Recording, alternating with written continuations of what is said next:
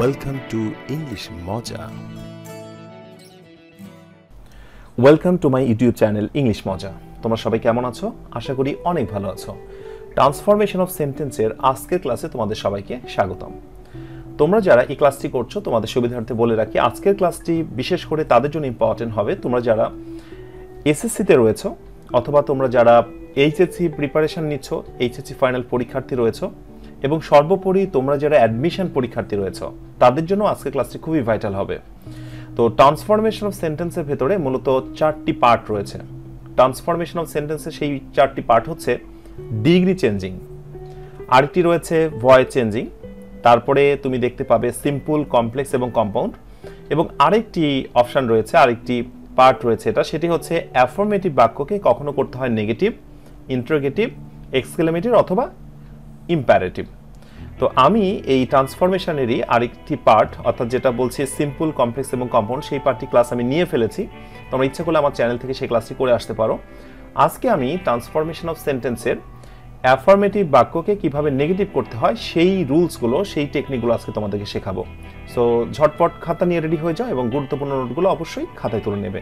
তো চলো আজকের আলোচনাটি শুরু করি। ওকে, প্রথমেই রুল 1 তুমি যেটা দেখতে পাচ্ছ সেখানে বলা হচ্ছে যে অনলির ব্যবহারটা দেখো এখানে কয়টি? 3টি ব্যবহার। তো অনলি যদি কখনো থাকে ব্যক্তির জন্য সেখানে তুমি দেবে নান বাট। সো অনলি ব্যক্তির জন্য হলে নান বাট। আর অনলি যদি কখনো বস্তুর জন্য হয় সেক্ষেত্রে তুমি দেবে নাথিং বাট। আর অনলি যদি কখনো বয়স বা সংখ্যা হয় বা সংখ্যার জন্য বোঝায় সেক্ষেত্রে তুমি ব্যবহার করবে not more then. Okay, so এবার চলো আমরা এক্সাম্পলের মাধ্যমে ব্যাপারটা ক্লিয়ার করি। ফার্স্ট এক্সাম্পলটা খেয়াল করো। প্রথমে অ্যাফার্মেটিভ বাক্য দিয়েছে এবং তারপরে হচ্ছে নেগেটিভ। কিভাবে করতে হয় সেই শর্টকাট অনুযায়ী আমি এখানে তোমাদেরকে দেখানোর চেষ্টা করব।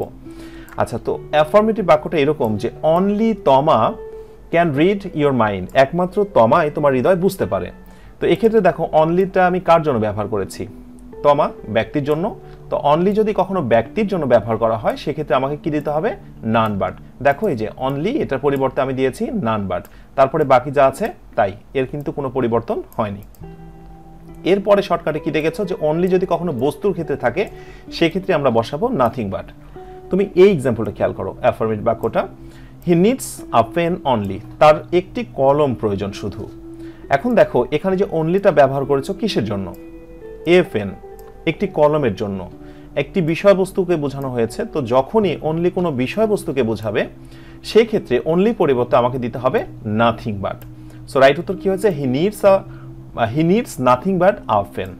ওকে, এক্ষেত্রে আরেকটি কথা বলে রাখি, যেমন এখানে অনলি তুলে ঠিক সেই জায়গাতেই তুমি নাথিং বাট দিয়েছো, কিন্তু বস্তুর ক্ষেত্রে অনলিটা যখন শেষে থাকে সেইটা বা সেই জায়গাতে নাথিং বাটটা ইউজ করতে হয় না। নাথিং বাটটা ইউজ করতে হয় হচ্ছে মূলত নাউনের আগে। তুমি লক্ষ্য করে দেখো নাথিং বাটটা কোথায় বসেছে। আসলে এইটা কি যে প্র্যাকটিস করতে করতে একসময় তোমার কলমই তোমাকে বলে দেবে যে কোথায় কি ইউজ করতে হবে। সো আমি যেটা বলবো যে ট্রান্সফরমেশনাল সেন্টেন্সের বেসিকের পর সবচাইতে যে কথাটি গুরুত্বপূর্ণ সেটা হচ্ছে practice, practice and practice. Okay, so প্র্যাকটিসের কোনো বিকল্প নেই। এরপরে সেন্টেন্সটি দেখো অ্যাফার্মেটিভ, এই রুলটা আমরা দেখব, সেটা হচ্ছে অনলি যদি কখনো বয়স বা সংখ্যার ক্ষেত্রে থাকে আমরা ব্যবহার করব নট মোর দ্যান। আচ্ছা, অ্যাফার্মেটিভ বাক্যটা দেখো তোমরা, he is only 10 years old, তার বয়স মাত্র 10 বছর। তুমি দেখো এখানে অনলিটা কিসের জন্য ব্যবহার করা হয়েছে? অনলিটা ব্যবহার করা হয়েছে বয়সের জন্য। হ্যাঁ, বয়সের জন্য হতে পারে অথবা সেটা সংখ্যার জন্য হতে পারে। তুমি এখানে দুই অর্থেই ব্যবহার করতে পারো, এটা একটা সংখ্যা, অন্য দিক থেকে অবশ্যই সেটা একটা বয়সের কথা বোঝানো হয়েছে। সো বয়স বা সংখ্যা যদি থাকে সেক্ষেত্রে যখন আমরা নেগেটিভ করতে যাব তখন কি করতে হবে? হি ইজ অনলি তুলে দিয়ে নট মোর দ্যান, তারপরে বাকি যা আছে তাই। আশা করি বুঝতে পেরেছ। আচ্ছা, এবার দেখবো আমরা রুল 2। রুল 2 শর্টকাটটি হচ্ছে যদি কখনো অ্যাফার্মেটিভের মধ্যে মাস্ট বা হ্যাভ টু থাকে সেক্ষেত্রে আমরা ইউজ করবো ক্যানট বাট, তারপরে ভার্বের বেস ফর্ম, অথবা তুমি আরেকটি রুল এখানে অ্যাপ্লাই করতে পারো, সেটা হচ্ছে ক্যানট হেল্প। তবে হেল্প ইউজ করে ফেললে এরপরে ভার্বের সঙ্গে করে ফেলতে হবে আইএনজি। ফর এক্সাম্পল, অ্যাফার্মেটিভ বাক্যটি দেখো, we must go there in time, আমাদের সেখানে সঠিক সময়েই যাওয়া উচিত। এখানে মাস্ট আছে, সেই মাস্টের পরিবর্তে নেগেটিভের সময় কি করা হয়েছে দেখো, ক্যানট বাট। এরপরে বাকি কিন্তু যা আছে তাই বসে গেছে, কোনো পরিবর্তন হয়নি। So must is equal to can't but. অথবা আরেকটি ভাবে তুমি করতে পারো, সেটা হচ্ছে এই মাস্টটা তুলে দিয়ে তুমি করতে পারো উই ক্যানট হেল্প।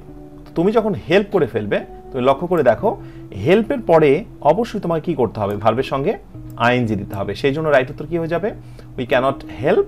এরপরে কিন্তু গো থাকছে না, দেখো গো এর সঙ্গে আইএনজি হয়ে গেছে, তারপরে বাকি যা আছে তাই বসে যাবে, কোনো পরিবর্তন হবে না। আশা করি বুঝতে পেরেছো। এক্ষেত্রে আরেকটি গুরুত্বপূর্ণ তথ্য তোমাদের দিয়ে রাখি, এখানে যখন কখনো থাকবে কোনো সেন্টেন্সে হ্যাভ টু বা হ্যাজ টু, সেক্ষেত্রে তুমি ইউজ করবে ক্যানট বাট। কিন্তু কখনো যদি থাকে হ্যাড টু, হ্যাঁ তোমরা হয়তো অনেকে জানো না, তারা যারা জানো না তারা জেনে রাখো যে হ্যাভ টু তো মূলত তিনটা ভার্বকে মিন করে, একটা হচ্ছে হ্যাভ টু, হ্যাজ টু এবং আরেকটি হচ্ছে হ্যাড টু। তো যদি কখনো হ্যাড টু ইউজ করা হয় কোনো সেন্টেন্সে, সেক্ষেত্রে তুমি ইউজ করবে কুড নট বাট। কিন্তু যদি ইউজ করা হয় হ্যাভ টু, যেমন হচ্ছে I have to go there, এটাকে নেগেটিভের সময় তুমি কি বলবে, যে I cannot but go there. কিন্তু যদি সেন্টেন্সটা এরকম হতো যে I had to go there, তাহলে তুমি হচ্ছে কি করতে, যে I could not but go there. So যে বিষয়টি আমি এখানে ক্লিয়ার করতে চাচ্ছি সেটা হচ্ছে হ্যাভ টু বা হ্যাজ টু, সেক্ষেত্রে ইউজ করবে তুমি ক্যান নট বাট। কিন্তু যদি হ্যাড টু হয় তাহলে কি করবে, ক্যানের পাস্ট ফর্ম কুড নট করে দেবে, তাহলেই রাইট হয়ে যাবে। ওকে, এরপরে চলো আমরা রুল 3 দেখি। রুল 3 হচ্ছে এটা, এভরি প্লাস নাউন যোগে যদি কোনো অ্যাফার্মেটিভ বাক্য থাকে এবং তাকে যদি নেগেটিভ করতে চাও, তোমাকে এই সূত্রটি মেনটেন করতে হবে, দেয়ার ইজ নো, তারপরে উক্ত নাউন আই মিন এভরির পরে যে নাউনটি থাকবে, এই যে এই নাউনটি বসবে, তারপরে বার থেকে বাকি অংশ। ফর এক্সাম্পল অ্যাফার্মেটিভ বাক্যটি দেখো, everybody wants to get his acknowledgement, প্রত্যেকেই তার প্রাপ্যটি পেতে চায়। লক্ষ্য করে দেখো এভরি, এই যে এভরি আছে আমাদের সূত্রের, তারপরে নাউন কি আছে, এই যে বডি। সো এইরকম এভরিবডি, এইরকম যদি কোনো সেন্টেন্স থাকে, এভরি পারসন, এইরকম সেন্টেন্সে এইরকম ক্ষেত্রে তুমি কি করবে, নেগেটিভের সময় দেয়ার ইজ নো ব্যবহার করবে, এই যে দেয়ার ইজ নো এভরির পরিবর্তে। এরপরে কি করবে, নাউন, কোন নাউনটি, এই যে এভরির পরে যে নাউনটি থাকবে সেই নাউনটি নিচে বসিয়ে দেবে। সো দেয়ার ইজ নোবডি, তারপরে আমাদের সূত্রতে কি আছে, এই যে নাউনটি তো বসালাম, এরপরে হচ্ছে বাট, এই যে বাটটি নেব এবং বাটের পরে বাকি যা আছে তাই বসিয়ে দেব, কোনো পরিবর্তন হবে না। So there is nobody but wants to get his acknowledgement.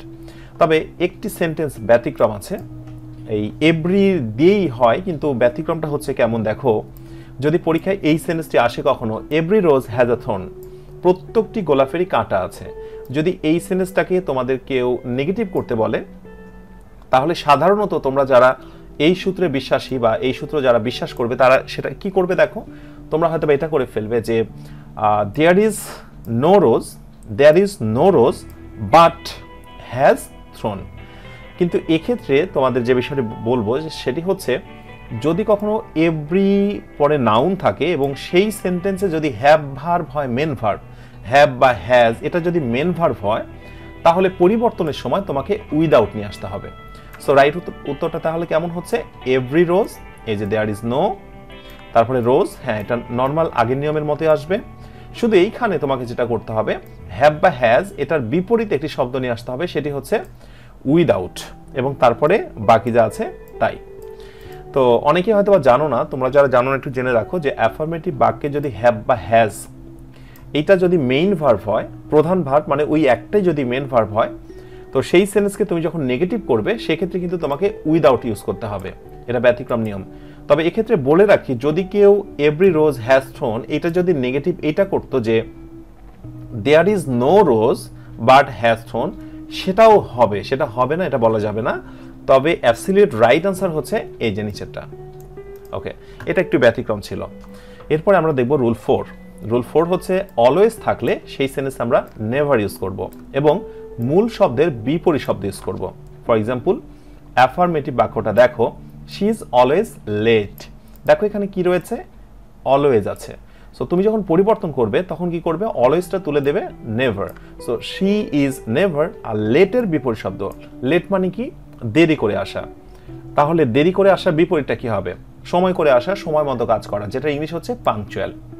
তো এই অ্যাফার্মেটিভ থেকে নেগেটিভ করার ক্ষেত্রে কিছু শব্দের দুইটা ফর্ম জেনে রাখা দরকার, যে কোনটা অ্যাফার্মেটিভ ফর্ম, কোনটা নেগেটিভ ফর্ম, কোনটা একে অপরের সিনোনিম অ্যান্টোনিম, এই টাইপের কিছু ওয়ার্ড মিনিং মুখস্থ রাখা দরকার। তো যেগুলো খুবই গুরুত্বপূর্ণ, যেগুলো না জানলে এই পার্টে ভালো পারফর্ম করা যায় না, ভালো মার্কস ক্যারি করা যায় না, সেই ওয়ার্ডগুলো আমি দিয়ে দিচ্ছি, এগুলো জাস্ট মুখস্থ করতে হবে। যে এই শব্দগুলো হচ্ছে অ্যাফার্মেটিভ ফর্ম, এগুলো হচ্ছে তার নেগেটিভ ফর্ম। আমি ডান পাশে দিয়ে দিলাম, এই চার্টের ভিতরে যেগুলো আছে তোমরা একটু মুখস্থ করে নেবে। আচ্ছা, এবার দেখবো আমরা 5 নাম্বার। 5 নাম্বারটা হচ্ছে বোথ ডট ডট অ্যান্ড। এটা থাকলে আমরা দেবো হচ্ছে not only dot dot but also. মানে ব্যাপারটা এরকম যে বোথ এটা থাকলে আমরা সেটা তুলে দিয়ে দেবো হচ্ছে নট অনলি, এবং অ্যান্ড এটা থাকলে তুলে দিয়ে দেবো হচ্ছে বাট অলসো। আচ্ছা, এক্ষেত্রে একটি গুরুত্বপূর্ণ ইনফরমেশন তোমাদের আমি জানিয়ে রাখি, সেটা হচ্ছে এখনকার ইংলিশগুলোতে অনেক সময় অনেক জায়গায় তুমি সেন্টেন্সের মাঝে দেখবে যে not only but also use না করে সেক্ষেত্রে ইউজ করা হয়েছে নট ডট ডট বাট, শুধুমাত্র নট ডট ডট বাট। তো সেক্ষেত্রে তোমরা মনে রাখবে যে এই একই সূত্র সেখানেও তোমাকে অ্যাপ্লাই করতে হবে। তার মানে not only but also shortcut ফর্মটা হচ্ছে not dot dot but. For example, আমরা একটা উদাহরণ দিয়ে ব্যাপারটা ক্লিয়ার করি। অ্যাফার্মেটিভ বাক্যটি দেখো, both you and your parents, তুমি এবং তোমার পিতামাতা উভয়ই হ্যাড গন দেয়ার, সেখানে গিয়েছিল। তো বোথ থাকলে আমরা দেবো হচ্ছে নট অনলি, এবং অ্যান্ড সেটা তুলে দিয়ে আমরা কি দেবো বাট অলসো। তারপরে বাকি যা আছে তাই, এর কোনো পরিবর্তন হবে না। তো অনেক সময় দেখা যাচ্ছে কোনো সেন্টেন্সে হয়তো বা এমন হতে পারে বা তুমি দিয়ে ফেললে যে বোথ সেটা তুলে তুমি দিচ্ছ হচ্ছে নট, এবং অ্যান্ড এটা তুলে দিয়ে তুমি শুধু দিচ্ছ বাট, সেটাও রাইট হবে, সেটাও ভুল হবে না। আশা করি তোমরা এই শর্টকাটটি বা এই ব্যতিক্রম ব্যাপারটি মনে রাখবে। এবার দেখবো আমরা 6 নাম্বারটা।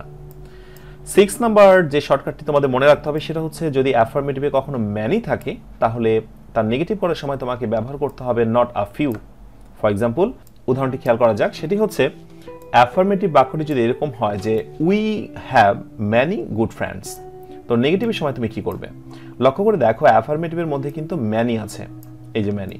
তো ম্যানি যদি থাকে তো নেগেটিভের সময় তোমাকে নট আ ফিউ ব্যবহার করতে হবে। এখন নট আ ফিউ মানে শুধু শুধু নট আ ফিউ না, এখানে নট বলতে বোঝানো হচ্ছে যে টেন্স অনুযায়ী তোমাকে অক্সিলারি ভার্ব ইউজ করতে হবে। সেটা হতে পারে do not, does not, did not, এই টাইপের অক্সিলারি ভার্বগুলো নিয়ে নট, এবং স্থান বুঝে তোমাকে আ ফিউ ইউজ করতে হবে। এই উদাহরণ দিয়ে ব্যাপারটা আমি আরেকটু সহজ করতে চাচ্ছি। সেটা হচ্ছে এই সেন্টেন্সে ম্যানি আছে, তো তুমি যখন নট ইউজ করছো, দেখো we have many good friends, এটা কিন্তু প্রেজেন্ট ইনডিফিনিট টেন্স। তো প্রেজেন্ট ইনডিফিনিট টেন্সে তুমি যখন নেগেটিভ করবে তখন কি করতে হবে? উই এর পরে ডু নট করতে হবে, উই ডোন্ট। ওকে, তারপরে হচ্ছে মেন ভার্ব, এই যে হ্যাভটা চলে আসলো, সো উই ডোন্ট হ্যাভ, আর ম্যানি তুলে দিয়ে তুমি এখানে দিচ্ছ আ ফিউ, তারপরে গুড ফ্রেন্ডস। অনেকে যে ভুলটা করে সেটা হচ্ছে ম্যানির পরিবর্তে নট আ ফিউ ব্যবহার করতে হয়, তারা এটা জানে। তো এক্ষেত্রে তারা যেটা করে ফেলে যে we have not a few friends, এমনটি করে ফেলে। আসলে এমনটি করা যাবে না। আচ্ছা, এরপরে আমরা দেখব হচ্ছে 7 নাম্বারটা। 7 নাম্বারটা খুবই ইম্পর্টেন্ট রুল এবং অবশ্যই ব্যতিক্রম। সেই রুলটা হচ্ছে ফর এভার অথবা ফর গুড, যার বাংলা অর্থ হচ্ছে চিরদিন, চিরতরে। এইরকম যদি কোনো ওয়ার্ড বা ফ্রেজ থাকে, তার তুমি যদি নেগেটিভ করতে চাও তোমাকে ইউজ করতে হবে নেভার, এবং বিপরীত একটা ভার্ব, এবং লাস্টে দিয়ে দিতে হবে এগেইন। ফর এক্সাম্পল, অ্যাফার্মেটিভ বাক্যটি হচ্ছে এরকম, he has given up the gambling for good, সে চিরতরে জুয়া খেলা ত্যাগ করেছে। তো তুমি লক্ষ্য করে দেখো এখানে কি আছে? ফর গুড আছে। তো ফর গুড আছে চিরতরে।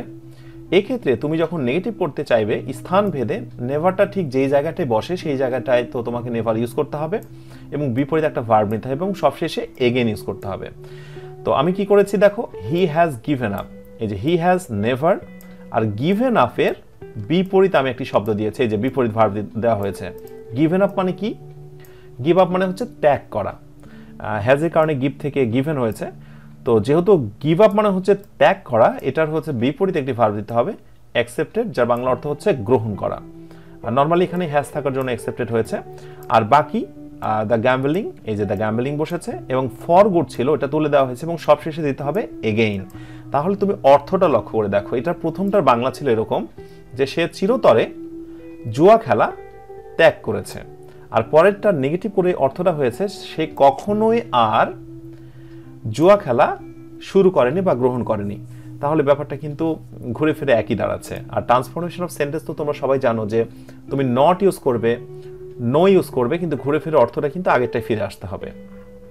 অ্যান্ড আজকের আলোচনার লাস্ট নাম্বার রুল হচ্ছে 8, সেটা হচ্ছে চিরন্তন সত্য কোনো বাক্য অথবা প্রেজেন্ট কন্টিনিউয়াস টেন্স যদি থাকে এবং তাকে যদি তুমি নেগেটিভ করতে চাও, তোমাকে নিয়ে আসতে হবে ইট ইজ নট দ্যাট, এবং পরবর্তী অংশটাকে আবার নেগেটিভ করে দেবে। ফর এক্সাম্পল, অ্যাফার্মেটিভ বাক্যটি দেখো, সেটি হচ্ছে হি is going to the computer lab. এখানে দেখো এটা কিন্তু প্রেজেন্ট কন্টিনিউয়াস টেন্স। তো প্রেজেন্ট কন্টিনিউয়াস টেন্সকে তুমি যদি নেগেটিভ করতে চাও তাহলে নিয়ম হচ্ছে it is not that use করতে হবে, ইট ইজ নট দ্যাট, এবং পরেরটাকে কি করতে হবে, নেগেটিভ করতে হবে। তার মানে he is going to the computer lab, এটাকে নেগেটিভ করে দাও, এই যে he is not going to the computer lab. Okay, এইভাবে তোমরা যদি চিরন্তন কোনো সত্য বাক্য পাও সেক্ষেত্রে এরকম করবে। যেমন এই অ্যাফার্মেটিভ বাক্যটি দেখো, আইস ফ্লোটস অন ওয়াটার, বরফ পানিতে ভাসে। নেগেটিভের সময় কি করা হয়েছে, নেগেটিভটা হচ্ছে it is not that ice does not float on water. অবশ্য চিরন্তন সত্য বাক্য হলে আরেকটি জিনিস ইউজ করা যায়, তোমরা একটু মনে রাখবে সবাই, সেটি হচ্ছে উই ক্যানট ডিনাই, অর্থাৎ আমরা অস্বীকার করতে পারি না, উই ক্যানট ডিনাই দেওয়ার পরে এই জায়গাটায় উই ক্যানট ডিনাই দ্যাট, তারপরে বাকি যা আছে তাই। আমি শর্টকাটে এই স্ট্রাকচারটি দিয়ে দিচ্ছি। চিরন্তন সত্য বাক্যের ক্ষেত্রে we cannot deny that plus চিরন্তন সত্য যে বাক্যটি রয়েছে হুবহু সেটি বসে যাবে। আই হোপ তোমরা বুঝতে পেরেছো আজকে। তো এই ছিল ট্রান্সফরমেশন অফ সেন্টেন্সের অ্যাফার্মেটিভ টু নেগেটিভের ক্লাসটি। আশা করি তোমরা সবাই বুঝতে পেরেছো। পরবর্তী পার্ট 2 এর ক্লাস নিয়ে খুব শীঘ্রই হাজির হয়ে যাব। তোমরা যারা এই টাইপের ক্লাস ইন ফিউচারে পেতে চাও তাদেরকে বলবো সাবস্ক্রাইব করে আমার সঙ্গে থাকো, আর যারা ইতিমধ্যে সাবস্ক্রাইব করে ফেলেছো তোমাদেরকে অসংখ্য ধন্যবাদ। সবশেষ কথার কি, stay connected and feel the real taste of English. তোমরা সবাই নিজেরা ভালো থেকো আর অন্যকে ভালো রেখো। টাটা, বাই বাই।